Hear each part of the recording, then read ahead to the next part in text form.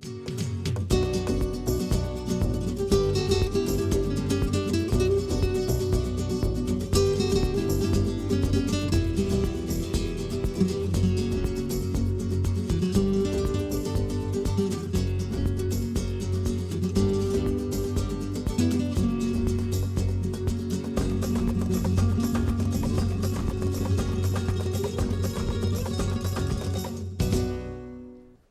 saludo en el nombre del Señor. Y esta sonrisa que ven es porque, gracias a Dios, pude cumplir lo que ofrecí a ustedes hace semanas, y es volver a tener con nosotros al Padre Hernán Pereda. Padre, gracias por concedernos una segunda oportunidad de enriquecernos con su vida y con el ministerio que Dios le ha confiado. ¿Cómo Padre? me vas a dar gracias tú a mí cuando soy yo el que debo agradecer el estar en un lugar como este? Un lugar, como decíamos hace semanas, que gracias a una monjita que en fe se lanzó algo que era impensable. Una monja clarisa franciscana, 55 años, con $200, y el Señor la llama a entrar en los medios de comunicación. ¿Sabes cómo me gusta definir a esa gente? Ajá. Se dice que no sabía que era imposible, por eso lo hizo. Y Madre tenía otra de sus máximas, decía: si no estás dispuesto a hacer el ridículo, no te dediques a servir al Señor, porque muchas veces entramos en lo que para el mundo parece ridículo, ¿verdad? Padre, vamos a entrar en una hora más, y para esto nos quiere usted poner nuevamente en manos del Señor. En el nombre del Padre, del Hijo y del Espíritu Santo. Amén. Amén.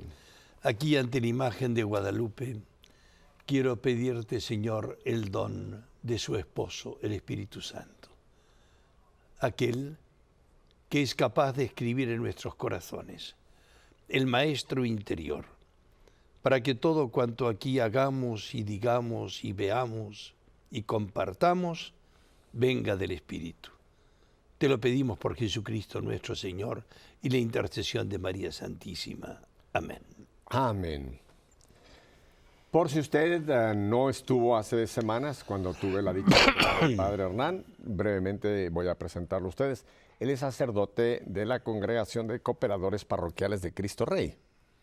Es presidente de la Fundación FECOM, que tiene su sede en Madrid, España, pero una de sus proyecciones por muchos años para el bien de toda nuestra iglesia es a través de los ejercicios espirituales de San Ignacio de Loyola. Y hoy pues lo tenemos nuevamente aquí con nosotros. Era tanta la riqueza que en aquel programa tuvimos que dije: Padre, tenemos que sacar un poco más. Usé una palabra: tengo que exprimirlo un poquito más como a un limón.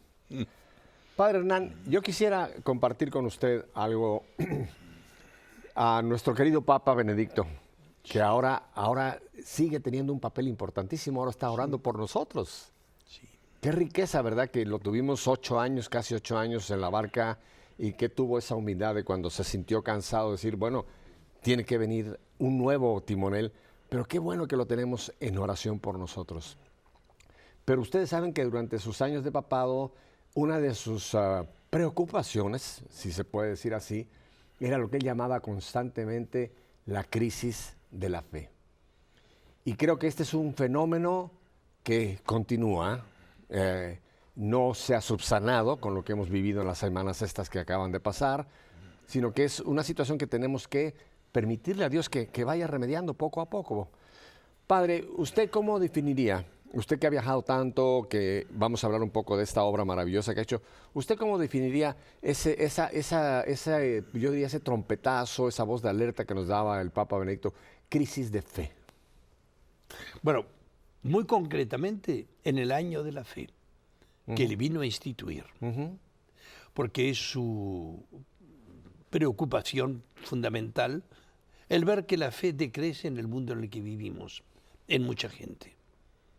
Hasta el punto, esto digámoslo así, que en su propio país, Alemania, ha sido necesario cerrar algunas iglesias por falta de fieles. ¿Sabe usted cuántas? Yo le puedo dar el número de las parroquias que hace no mucho se daba la noticia.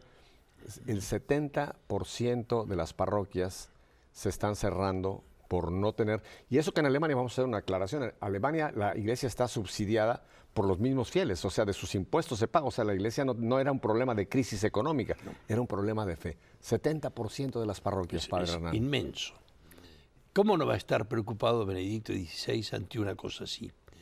Y él, siendo el hombre que es, de una clarividencia extraordinaria, nos venía a recordar que la fe tiene dos aspectos fundamentales que yo quisiera resaltar hoy.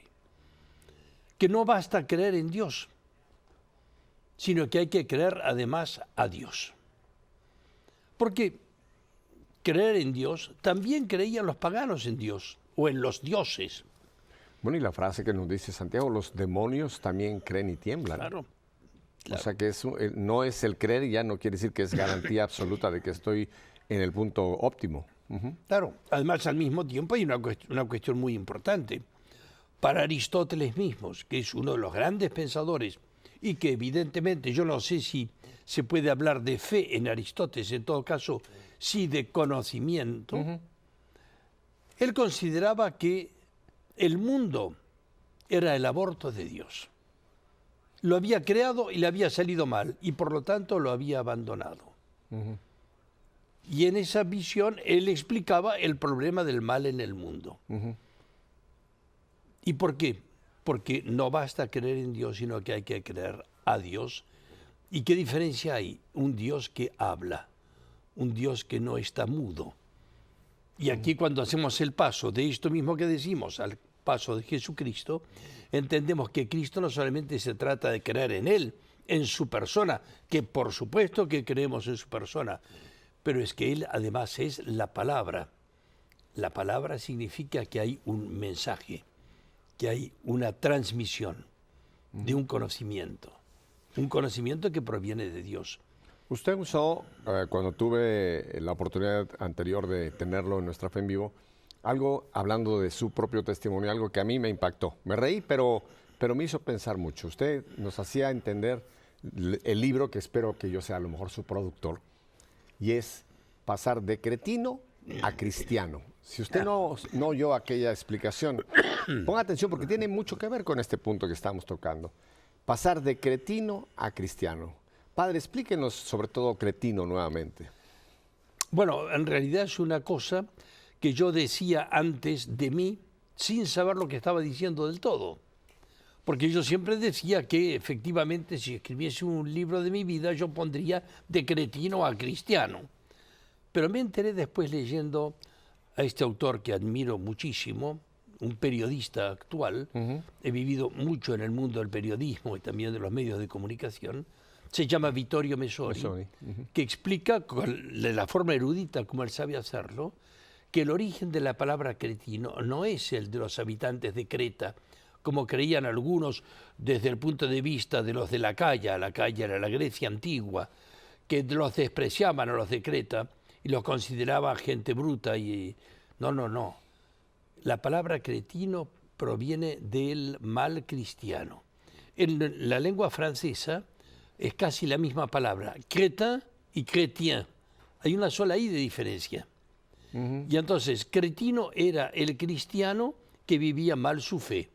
Es decir, creía en Dios, como creen muchos, sí, creen en Dios, pero Dios está allí atrás de las nubes y a él no le importa nada lo que pasa en el mundo.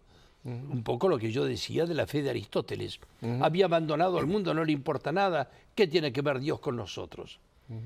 Ese Padre, no es el Dios usted cristiano. Que es un trotamundos, me pregunto yo si se ha topado con una serie de personajes que tenemos dentro de la iglesia, de los cuales yo me he topado mucho, que son aquellos que se dicen, mira Pepe, yo soy creyente, pero no soy practicante. Y hay otro grupo que están más o menos, son casi del mismo equipo, y este es el que dice, no, Pepe dice, yo soy católico a mi manera.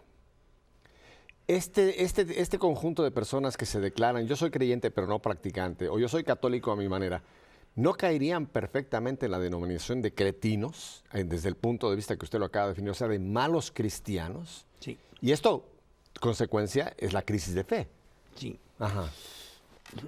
Me hace pensar en este momento en un autor del siglo XVII el padre Alonso Rodríguez, un famoso jesuita que escribió el Tratado de la Perfección y las Virtudes Cristianas, y él ya en esa época hacía el juego de palabras y decía que algunos viven el cumplimiento dominical y agregaba, cumplo y miento. Son aquellos que vivían su fe superficialmente. Iban a misa el domingo para mostrarse ante los demás que iban a misa, porque en su época quedaba mal no ir a misa el domingo. Hoy en día es al revés, queda mal el que va a misa. Esas cosas han cambiado, es muy cierto, de verdad. muy cierto, padre. Y entonces yo seguiría el juego de palabras y diría, si se entiende realmente lo que significa el cumplimiento cristiano, el cumplimiento, por ejemplo, de ir a misa el domingo, yo diría que miento si no cumplo. Porque si uno sabe lo que significa realmente el don de la Eucaristía, por ejemplo, que es la síntesis de toda la vida cristiana, la Iglesia nos enseña que es la fuente y la culminación de la vida cristiana. Si uno dice que no necesita de eso, que para él solamente se trata de vivir como corresponde, ese no ha entendido nada. Con todo respeto, pero lo digo, es un cretino. ¿Por qué? Porque no vive la fe como se debe vivir, porque no se entiende, porque cree en Dios, pero no cree a Dios. Porque si creyese a Dios, no podría dejar de vivir estas cosas. Usted mencionó que todavía nos encontramos porque no se clausuró, no se cerró. Ahora con el Papa Benedicto yendo a su vida de retiro, continuamos en el año de la fe. Claro. Y el Santo Padre, cuando lo lanzó allá, aquel famoso 11 de octubre, en aquel documento importantísimo que muy poca gente llegó a conocer, Porta Fidei, y posteriormente ya cuando se abrió esa homilía extraordinaria del día 11 de octubre del año pasado, a la apertura del año de la fe, cuando él mencionaba el punto de que la situación que estamos viviendo, y él hacía un parangón con hace 50 años, y él mencionaba que estamos hoy día, y una palabra que no sé usted que conoce perfectamente, mucho más que yo, la escritura y la tradición, usó una palabra, padre, que yo nunca había encontrado. Él usó la palabra desertificación. Desertificación. Y se estaba refiriendo no a no tener un certificado, nos estaba refiriendo al desierto. Y padre, usted que viaja tanto, ¿usted ve que realmente en este momento, tristemente, hay un desierto de fe? Bueno, yo quisiera decir, lo noto, por lo que tengo la oportunidad de vivir y de viajar, que la masa ha dejado de ser cristiana, especialmente en Europa. Ahora, que hay un cristianismo capilar de pequeñas comunidades en la profundización de la fe, que antes no existía, es un hecho real. En ese sentido, no soy pesimista, porque sí, la situación en la que estamos me hace pensar en lo que le pasó a Moisés cuando terminó el tiempo del Éxodo. Cuando miró para atrás y se encontró con los cuerpos que habían quedado en el desierto. Una generación tendidos. En el desierto. Sí. Y entonces, claro, uno no puede pensar en los propios hijos y en los nietos que han pasado por esta etapa de desierto y han quedado sus cuerpos tendidos en el desierto porque no han conocido, como ha dicho con tanta belleza el Papa, no han conocido la alegría de creer. Es un término que me encanta. Hermosísimo. Sí. Y esa desertificación trae una consecuencia inmediata. Se vive en el desierto de la tristeza, se vive en el desierto de la falta de sentido de la existencia. Porque si no se cree a Dios que nos ha hablado, ¿qué sentido tienen las cosas? Padre, ¿y no cree usted que consecuencia de esa falta de esta alegría de creer, esto puede llevarnos a buscar unos sucedáneos ficticios, como hoy día vemos el terrible problema de la droga, la drogadicción, el alcoholismo, la pornografía, tantas cosas que la gente busca como un paliativo, pero que lo hunden más, es como todavía ponerle más lastre a la situación y llegar a un punto. Por eso tenemos el nivel altísimo de suicidios que hay hoy día, padre. Sí, sí. Aquí hay un fenómeno también que es muy interesante darse cuenta. Y es que la falta de fe no pone al hombre ante lo que es el riesgo de la vida. Y es un fenómeno que algunos psicólogos explican, que la vida es un riesgo. Y el que no la vive como un riesgo, busca el riesgo. Y esto explica estos desafíos locos que tiene el hombre moderno.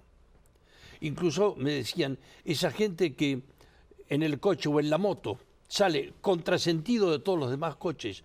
Es un suicidio casi. Que es como un suicidio. Ese hombre está buscando un poco así el riesgo de la vida, porque la vida es un riesgo. Y cuando uno se pone frente al tema de la salvación y la condenación, esa persona vive el riesgo de vivir. Pero si eso se borra, si eso se quita, buscamos otros riesgos. Y además también buscamos otras salidas, porque esto que mencionas tiene mucho que ver con esas otras formas falsas de vivir la fe, que se llaman las creencias, los fideísmos, la búsqueda de los horóscopos o de las magias o de las adivinanzas, que son todas formas de fe porque no se puede vivir sin fe. Y fíjese, padre, cómo Satanás, que está atrás de todo esto, Claro. porque es una batalla espiritual la que estamos librando, que también esta es otra cosa que como que no se habla mucho, como que pensamos que hablar de Satanás es un cuento de viejas para espantar a los niños, pero esta terrible realidad de la batalla espiritual en que nos encontramos, cómo ha suscitado cosas que son tan aparentemente no peligrosas. La nueva era, padre. ¿Cuánta gente hoy día, y yo conozco católicos, padre, que van y comulgan, que son buenos, y sin embargo han incurrido en esta situación de la nueva era, los cristalitos, el empezar a caer en esa filosofía de que yo soy Dios, tú eres Dios, esta mesa es Dios, Dios es tan bueno que Dios es todo. ¿Cómo nos vamos embullando, padre, en tantas cosas, como usted dice, nos van llevando a esta, no sé, tremenda crisis de fe? Bueno, es el momento de hacer una pregunta. ¿Qué es lo que se opone a la verdad? Cuando yo lo pregunto, la gente me dice enseguida, muy fácil, la mentira. Yo le digo, no. Lo que se opone a la verdad no es la mentira. Lo que se opone a la verdad es el error. ¿Y qué diferencia hay? En que la persona que miente por lo menos conoce la verdad. En cambio, el que yerra toma por verdad lo que no es verdad, lo que es falso. Y eso es muy peligroso. Y entonces es indispensable decir que la fe no es solamente un sentir, ni principalmente, es un conocer. Esto le pasó a Jesús con San Pedro, con los demás, en el famoso discurso del pan de vida en la sinagoga de Cafarnaún, en el capítulo 6 de San Juan, que fue el discurso más dramático de Jesús. Porque sin explicar nada dijo que había que comer su cuerpo y beber su sangre. Y la gente se espantó. Yo diría, se espantó con razón, porque como explica algún exégeta, el discurso ese era desproporcionado para la mayor parte del auditorio, pero no para lo que Jesús quería, que era el riesgo de la fe por parte de los 12 apóstoles. Y cuando se fueron todos y los apóstoles quedan diciendo, Señor, ¿qué has hecho? Con lo bien que fue ayer, cuando multiplicaste el pan y ahora vienes a romperlo todo. Jesús hubiera podido decirles, bueno, ahora ustedes muchachos, si se me van, ¿yo qué hago? Jesús le dijo, la puerta está abierta, ¿no queréis ir? Ustedes también ¿no quieren quieren irse? irse. Y es una de las únicas 2 veces que Pedro contesta y acierta. ¿Y qué dice Pedro?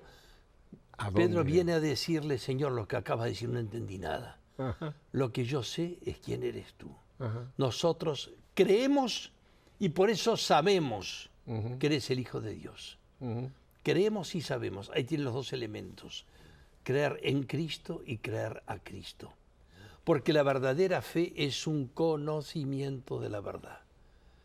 Y entonces hay algunos, ahora te contesto lo que me decías, de tipo nueva era, hay un concepto completamente falso de que la religión es algo que divide a los hombres.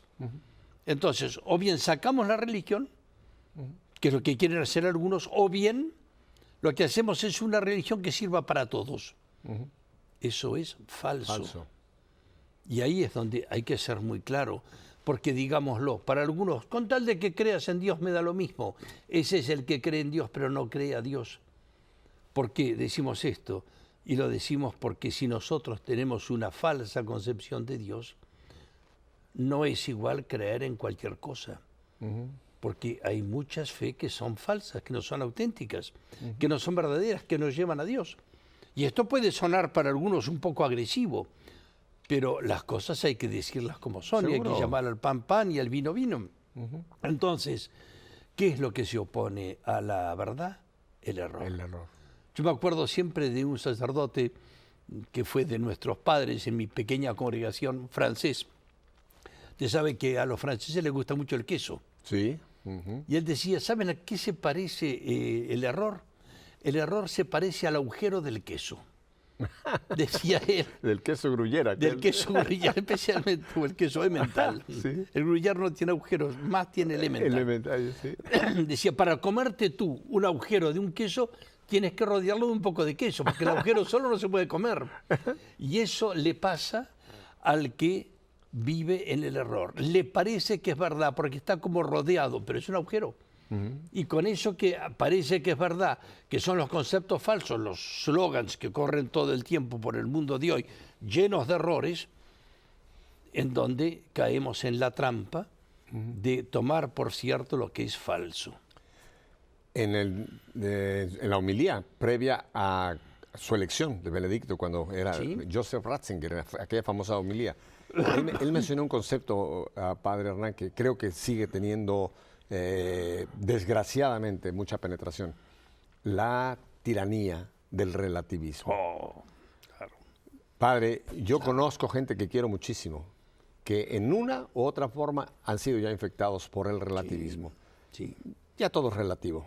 Ahora ya no hay patrones, ya no hay normas, ya no hay valores morales, sino que hoy día lo que para ti está bien o está mal, ese es tu problema. Lo que para mí está bien o está mal, lo que diga la Iglesia, lo que diga Jesús, es relativo. Ahora yo lo voy a analizar, decir con qué me quedo o qué tiro. Padre, es terrible este cáncer mortal que es este relativismo, que sigue todavía en la mente de muchos, y más que en la mente, en la vida de muchos. Es el famoso dicho: nada es verdad y nada es mentira, todo es del color del cristal con que se mira. Eso es el agujero del queso. Eso es uno de esos errores que circulan y que nos lo comemos porque parece que sí, que es así, pero es falso. Y eso nos hunde profundamente. Y hay que, es indispensable darse cuenta que nosotros tenemos que buscar no solamente creer, sino saber lo que Dios nos dice. Y el saber es una palabra muy bonita porque, como sabes, saber es saborear el esplendor de la verdad. Esa verdad que se hace iluminadora, que se hace luz, que se hace para nosotros vida. Esa alegría de creer y esas certezas que hay en medio de nuestras búsquedas. Claro. Porque es evidente que hay cosas que no están totalmente claras. Claro. Sí. Y el hecho de que no tenemos ya, digamos, al frente de la Iglesia en este momento al Papa Benedicto, esto no quita el punto a donde él nos lanzaba en este año de la fe. Él nos ponía como un trípode de situación. Uno, que no tenemos tiempo hoy de hablar, volver al Vaticano II, la riqueza que el Vaticano II tenía y que hemos o distorsionado o no hemos apreciado en su totalidad. Segundo, el gran regalo que nos hizo nuestro beato Juan Pablo II, el catecismo de la Iglesia Católica. Pero él insistió en una tercera cosa, Padre, que quizá usted pudiera elaborarnos un poco. Y él hablaba de la profesión de fe, del credo. El credo.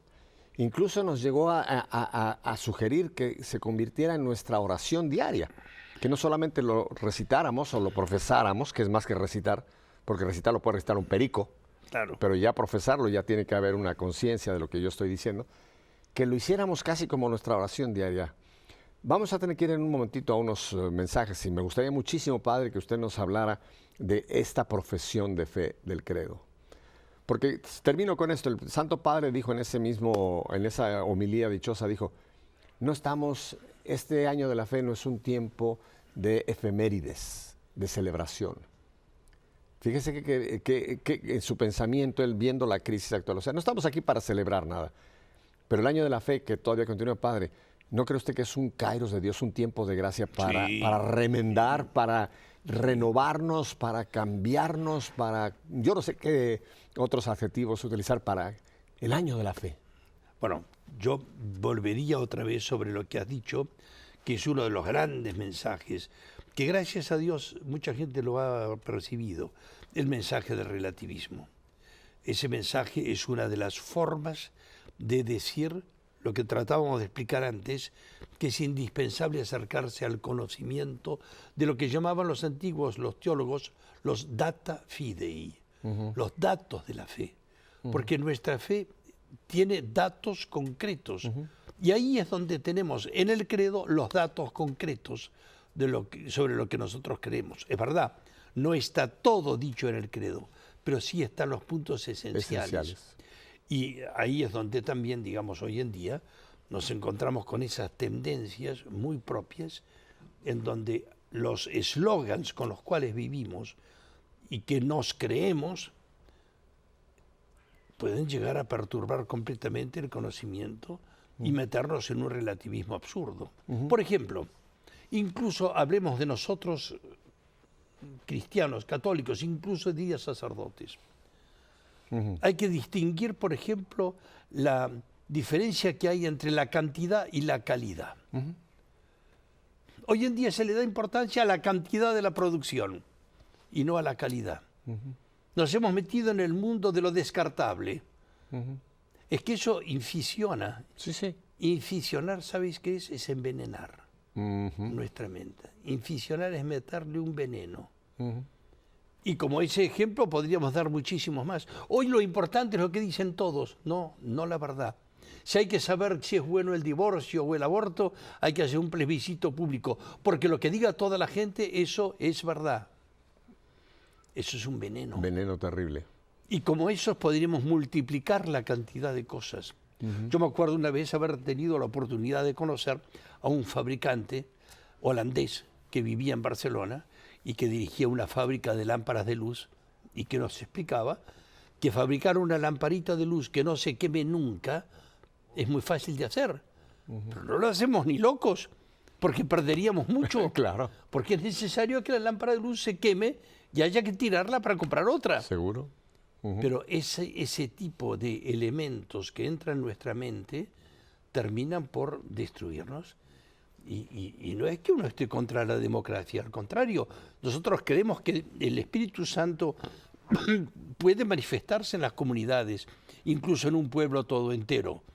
Pero cuidado porque hay cosas que no nos podemos preguntar, que no nos debemos preguntar. A todas aquellas cosas que van contra la naturaleza.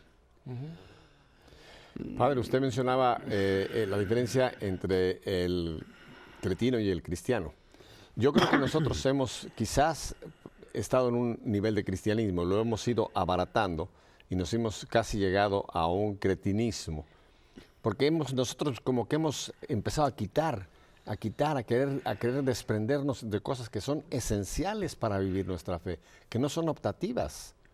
Yo no creo que la fe uno puede escoger, usted lo dijo muy bien, ya está establecido lo que es el patrón de vida, el credo, que como usted bien lo explicó, no es todo, pero es lo esencial de la vida.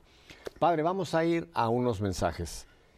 No se le ocurra tocar ese dial, porque créame, esto que el Padre nos está explicando es esencial. Porque yo me atrevo a decir, Padre, yo no creo que habemos, y me incluyo yo, ninguna familia que no tenemos en casa situaciones como la que estamos hablando. Quizás hijos, quizás esposo, quizás esposa, quizás nietos que no están viviendo su fe y que están sobreviviendo en este mundo y quizás desgraciadamente a lo mejor yendo por los caminos que no, pero usted lo dijo, hay esperanza. La victoria la tenemos en Cristo Jesús. Y ahora queremos en la siguiente parte hablar con ustedes de cómo podemos nosotros hacer que esta fe pase a ser vida. Vuelvo con ustedes y el Padre Hernán en un momento. Quédeseme ahí. Y en México decimos, engarróteseme ahí.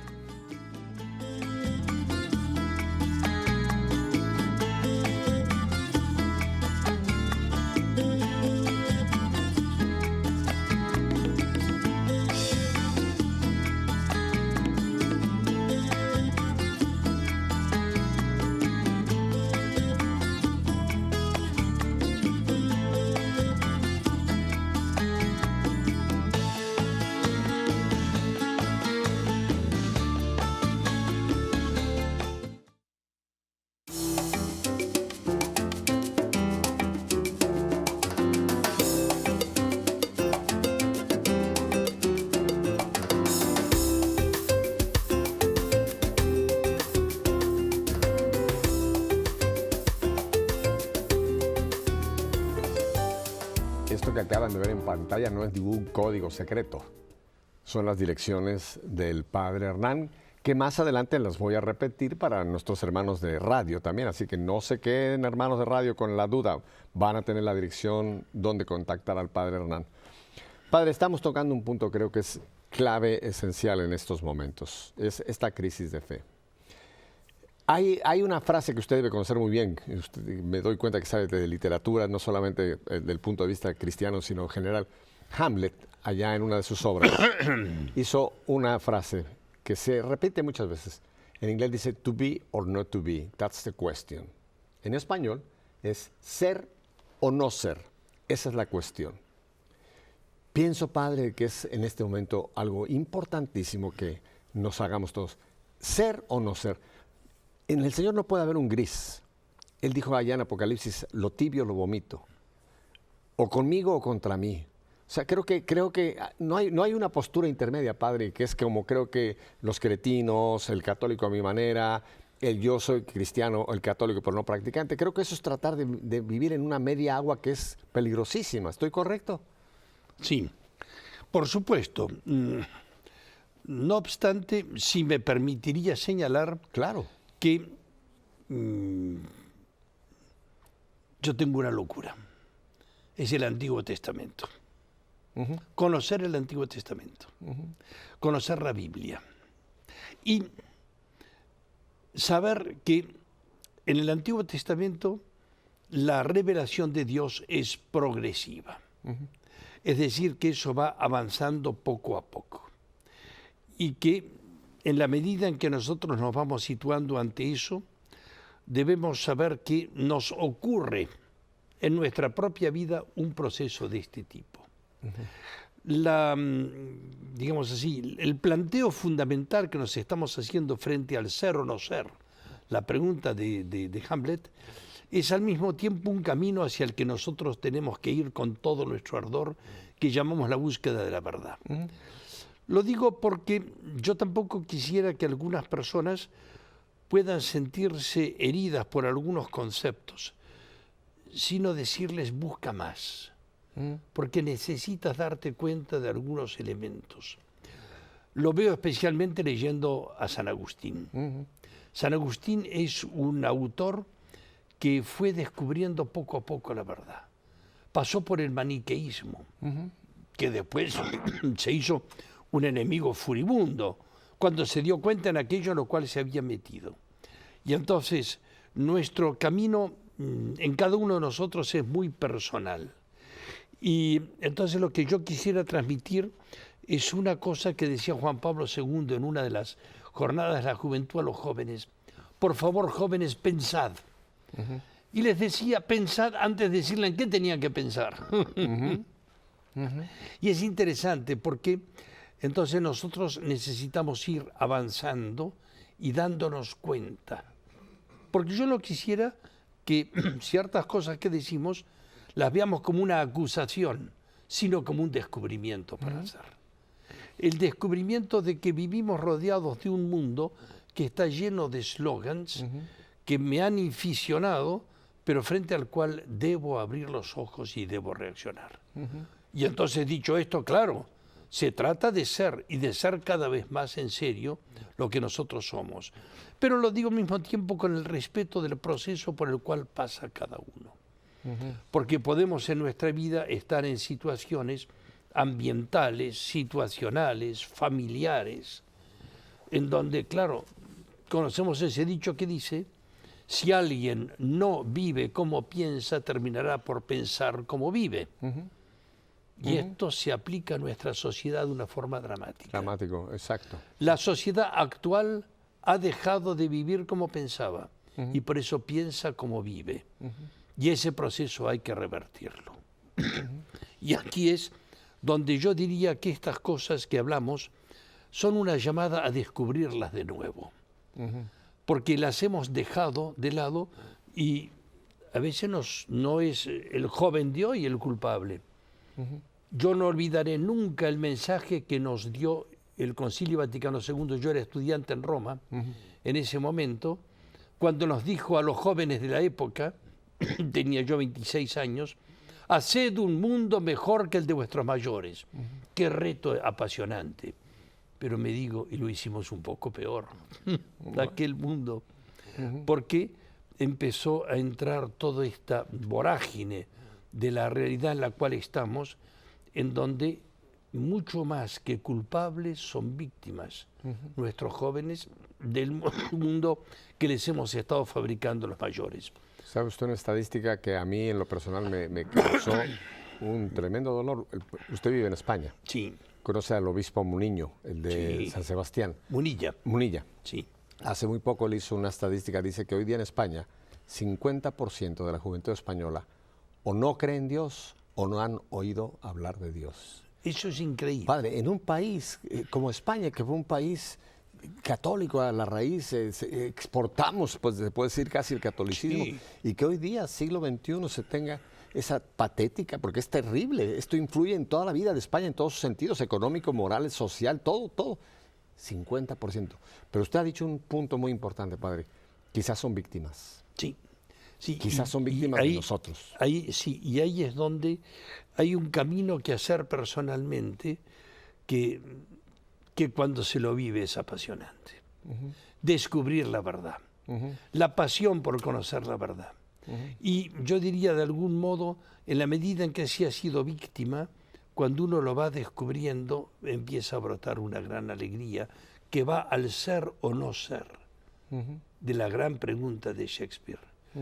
Y yo quisiera dar un ejemplo más. En el rato que hablamos antes, decíamos que estamos inmersos en todos los slogans que nos llega a entrar dentro de nuestra misma iglesia. Por ejemplo, hoy en día, ¿qué es lo importante? Que la gente esté contenta y no que la gente viva bien. Es una cosa típica.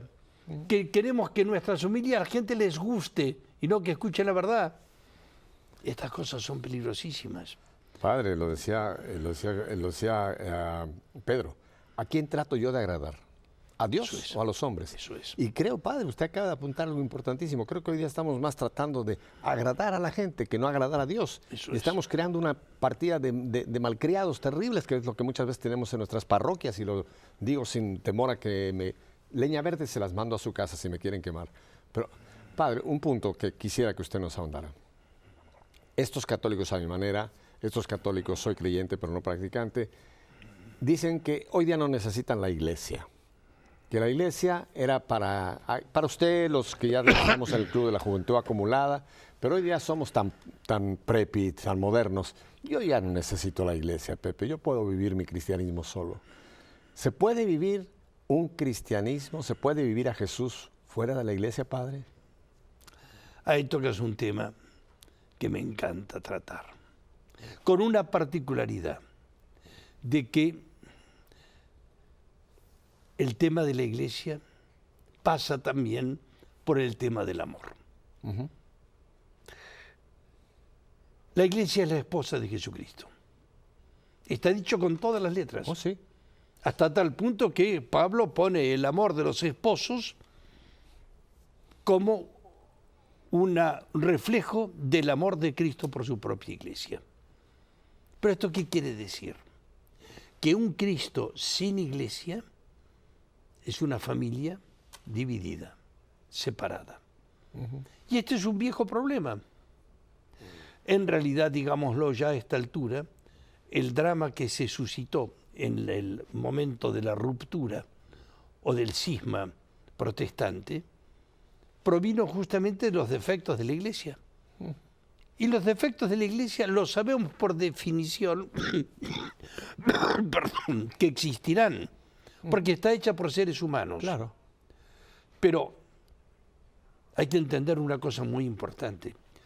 Cuando ves un defecto en la Iglesia, lo que tienes que hacer es, en lugar de señalarlo, señalarte.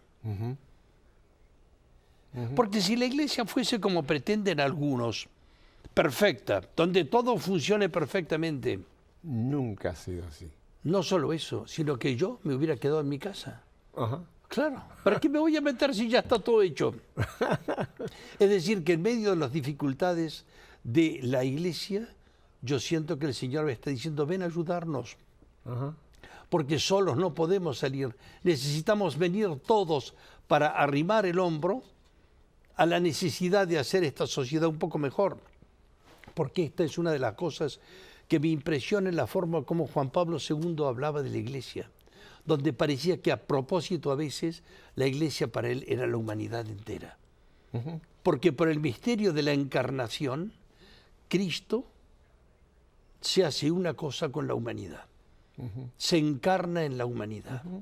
Y me gusta muchísimo al mismo tiempo, lástima que no tengamos tiempo de hablar de María como lo que yo quisiera, porque María para mí es como el símbolo de la Iglesia de una forma, el símbolo, el prototipo. Dicen aquí en Estados Unidos que cuando uno quiere comprar algo y no lo puede, hay un rain check. Le voy a dar un rain check para en un futuro hacer un programa sobre María, Padre. Bueno, digamos, María es como la expresión de lo que significa una fe en Cristo donde no está presente la Iglesia. Porque ella es el prototipo. Ella esposa del Espíritu y Cristo esposo de la Iglesia. Y entonces, la Reforma Protestante, ¿qué es lo que quiso hacer? Quiso evitar el problema de la molestia que representaba la Iglesia. ¿Y qué pasó? Digámoslo, lo que pasó fue una subdivisión continua, porque si no está la Iglesia presente, no hay manera de salir adelante. Les puedo comentar lo que a mí me pasó en particular en una visita que hice en Escocia, en un pequeño pueblo de solamente 1.500 habitantes, y en donde había 11 iglesias. Y yo dije, ¿cómo es posible que en un pueblo tan pequeño haya tantas iglesias? Y me explicaron, es verdad, algunas estaban en ruinas, pero me dijeron, es muy simple, esa era la iglesia anglicana y aquella era la iglesia presbiterana. Y surgió uno que dijo, no puede ser, Cristo nos quiere unidos. Entonces es la Iglesia Unida, que es la que está en el centro, la tercera. Es decir, no se logró esa unidad cuando cada uno toma la Iglesia a su manera, con sus propios criterios. Padre, ahora que pasamos por todo el proceso de el Papa anunciando, el Papa Benedicto, algo que era prácticamente para todos nosotros una cosa impensable, que un Papa renunciar, que tenía todo su derecho. Bueno, no vamos a tocar ese punto, pero esto, fíjese, Padre, que trajo a mucha gente a criticar a la Iglesia, a decir que la Iglesia está llena de pedastras, que la Iglesia está llena de podridos, que la Iglesia es prácticamente una caterva de bandidos unidos allá. Pero estas críticas venían de miembros de la Iglesia, Padre. Padre, cuando yo critico a la Iglesia, yo estoy criticando al cuerpo de Cristo. Esto es un asunto muy serio, Padre. Elabórenos esto, porque creo que hemos perdido esa dimensión de iglesia. Lo santa, ya lo dijo el Padre, la iglesia es humana y divina. Partimos de ahí. Pero, ¿qué pasa cuando yo no vivo la iglesia, Padre? Pero lo que ocurre, lo que acabamos de decir, se produce esa subdivisión, porque es como una familia en donde no hay padre y madre. Esa separación entre el padre y la madre hace que los hijos se dispersan. Y esto es lo que ha ocurrido tal cual. Ahora, yo al mismo tiempo diría que lo dice San Ignacio como un principio fundamental. Habrá siempre cosas que criticar, claro, cosas que decir que no van bien. De algún modo, tímidamente lo estamos haciendo. Pero San Ignacio dice, con todo, decirlo a aquellos que realmente pueden hacer algo. No dedicarse simplemente a decir los defectos de la Iglesia como si fuera una maledicencia sin más. Eso enferma, nos hace muchísimo daño. Y ahí es donde todavía tenemos que ir concentrándonos en el descubrir que también lo que decíamos de Cristo hay que decirlo de la Iglesia. Hay que creer en la Iglesia, lo decimos en el credo. Es decir, que si alguien dice que cree en Dios y no cree en la Iglesia, ese mismo no está viviendo la fe de Cristo. Al menos la fe del credo, y que es la fe católica que nosotros profesamos. Pero no solamente basta creer en la Iglesia, es necesario creer a la Iglesia. Cuando nos habla y nos dice lo que realmente es la verdad. Y aquí, para entenderlo todavía, es el momento de hablar de ese don maravilloso de Juan Pablo II que ya ha citado, que es el catecismo. Porque junto con la Biblia está el catecismo, que es la expresión de la tradición de la Iglesia. Y la tradición y la Iglesia van muy unidas la una con la otra. La tradición dicha con mayúscula, no las tradiciones. Sí, sí. Porque puede haber muchas tradiciones que son inventos de vieja, diría San Pablo incluso. Lo dice bastante gráficamente y lo dice muy abiertamente. Pero es necesario unir una cosa con la otra para poder de ese modo ir al grano de lo que significa nuestra verdadera fe en la Iglesia. Usted que es un amante de la Biblia, vamos a hablar de la Biblia concretamente, muchos católicos no caen en la cuenta que la Biblia no bajó del cielo en un paquete y se nos dijo aquí está, sino fue la Iglesia que con la tradición en su magisterio nos entregó lo que hoy día son los libros canónicos, nos entregó la Biblia. O sea que es la misma Iglesia la que nos dijo, esto es la verdad revelada, que está en lo que llamamos los 70 y pico libros de la Biblia. ¿Qué importancia tiene entonces creerle a la Iglesia? No solamente decir soy miembro de la Iglesia, pero creo que una forma de decir soy miembro es yo vivo de acuerdo a lo que la Iglesia me enseña, a lo que la Iglesia me pide como mi vida, mi estilo de vida, que es el credo. Lo que estás diciendo es un poco preguntarse qué es antes, el huevo o la gallina. Es decir, ¿qué es lo primero que existió? Un pueblo. Un pueblo que recibió la fe a través de su padre Abraham. Ese pueblo vivió muchísimos años sin escribir nada. La Biblia empieza a escribirse de acuerdo a los relatos más antiguos con Moisés. Moisés fue el autor del Pentateuco. El autor es una forma de decir, es el iniciador del Pentateuco. Pero antes existió un pueblo que creyó. Ese pueblo tenía una tradición. Y la tradición se puso por escrito en la Biblia. Y entonces, ¿qué es lo que pasa ahora con la Biblia? La Biblia es la expresión de la tradición.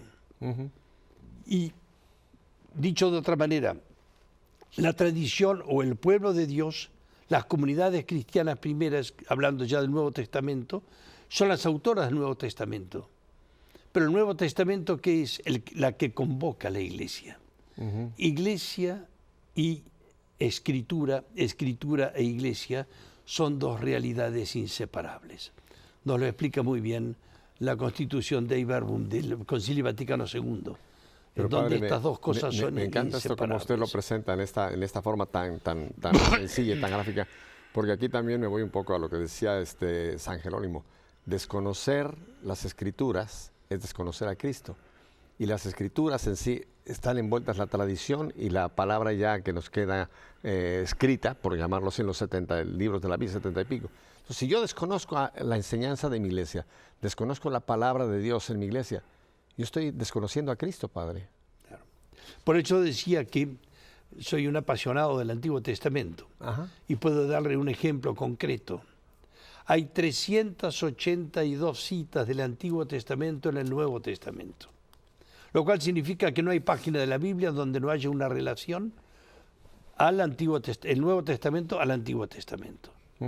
Ahora, si uno no conoce el Antiguo Testamento, hay algunos textos que va a leer y que no les van a dar la fuerza que tenía.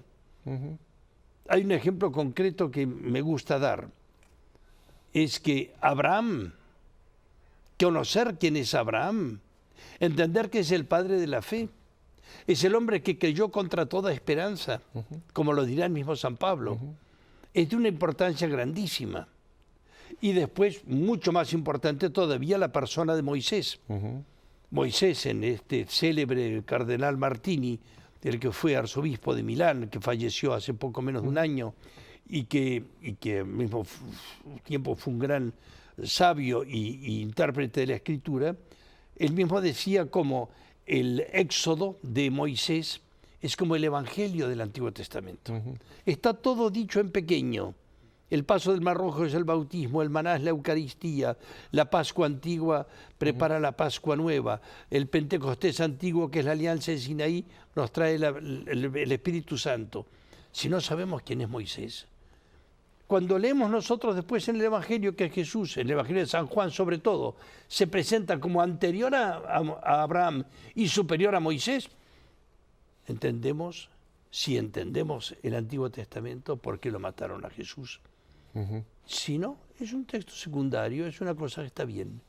Que en el monte Tabor se haya presentado Moisés y Elías, es decir, la ley y los profetas, si no sabemos quiénes fueron los profetas y no valoramos a Moisés, es un texto en donde hay dos personajes que se presentan para animarlo a Jesús y no está diciendo que Jesucristo es la culminación de todas las cosas. Padre Hernán, el tiempo se nos ha ido volando. Yo sé que no tendremos ya tiempo en esta ocasión de explicar este trabajo maravilloso que usted por 30 y pico años ha ido recopilando y que hoy día lo tenemos aquí. Son dos trabajos importantísimos. Este se llama 2000 años de cristianismo. Es un historiograma del camino de la Iglesia, desde su inicio hasta Papa Benedicto. Tenemos acá. Esto es maravilloso lo que tenemos acá. Lástima que no tenemos ya tiempo más de explicarlo. Pero este es la visión bíblica, es lo que usted nos está explicando. Es todo este caminar desde, me imagino, el mismo momento del Génesis hasta el momento actual. Aquí uno puede entender lo que es Iglesia, Padre. Claro. Aquí puede uno entender el vínculo inseparable que hay entre Antiguo y Nuevo Testamento, la palabra de Dios, la Biblia. ¿Dónde puede la gente, Padre, tener acceso a estas dos obras maravillosas? Yo no conozco nada que iguale y no tengo ningún comercial con el Padre, no me va a dar ninguna comisión de esta obra maravillosa. ¿Cómo puede la gente, Padre, tener acceso a estas dos monumentales obras que usted ha realizado por tantos años? Bueno, aquí veis el título de Biblical Vision, que está hecha para los jóvenes en Estados Unidos en inglés, pero existe lo mismo en castellano, en español. Visión bíblica se llama en castellano. Visión bíblica. Esto se consigue simplemente a través de la página web que se llama www.fecom.org. Ahí tienen todos los datos como para poder informarse. Déjeme leerlo porque para las personas de radio, para que tengan tiempo de escribirlo, las personas que lo tienen en la pantalla lo están copiando. La dirección del Padre es Hernán, con H al principio, Hernán, JP, eso todo junto, sin mayúsculas, por favor, @ y después la famosa frase hotmail.com. Si usted no habla inglés, Hotmail se escribe HOTMAIL.com.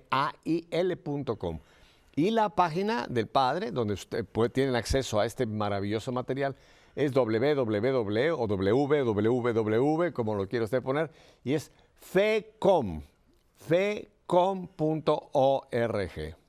Eso es. Hay tanto, Padre, se le podían dedicar y espero que algún día Dios nos permita que usted logre hacer una serie aquí en WTN para que este material se pueda desglosar y darnos la riqueza que por 30 y pico años usted ha ido juntando para nosotros. Padre, el tiempo se nos ha ido. Quiero darle nuevamente muchísimas gracias por estar con nosotros en esta segunda ocasión y pido a Dios que lo podamos tener más frecuente en un futuro. ¿Nos quiere usted terminar este día en un minuto que me queda con la bendición? Con muchísimo gusto, recordando lo que ya decíamos una vez, que la bendición de Dios es recibir, renovar nuestra alianza con Él. Si hacemos todo lo que Él nos dice, esa es la bendición. Y la bendición de Dios Todopoderoso, Padre, Hijo y Espíritu Santo, descienda sobre ustedes y permanezca para siempre. Amén. Padre Hernán, pues le deseo un viaje feliz.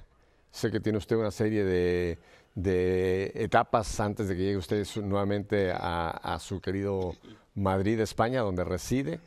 Creo que Argentina están de fiesta porque hemos tenido 2 banquetes con este argentino, que no hablamos mucho hoy de la raíz del Padre, aunque tuvimos aquí las banderas, nacido en Argentina, Buenos Aires, pero radicando hace muchos años en Madrid, España. Así que, Padre, muchísimas gracias, muchísimas gracias.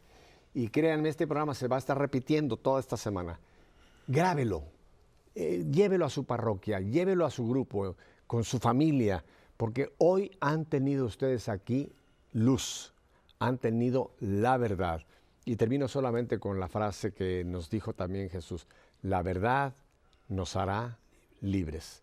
Que Dios les bendiga. Si Dios quiere, aquí estaremos la próxima semana. Una semanita más. Que Dios nos bendiga hasta entonces. Muchas Muchísimas gracias. gracias. Padre.